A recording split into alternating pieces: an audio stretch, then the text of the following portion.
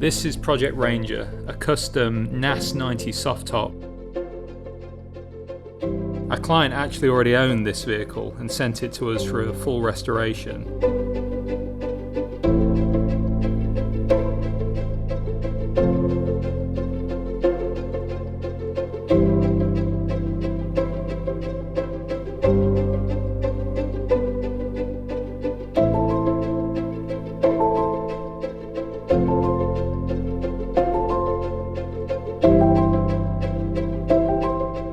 Knowing the top was going to be off most of the time in Florida, our client opted for water-resistant canvas interior trim. Materials used were more hard-wearing and utilitarian than luxurious, so we knew from the outset exactly how it was going to be used. It absolutely worked. Powered by our 430 horsepower LS3, mated to a 5-speed manual transmission.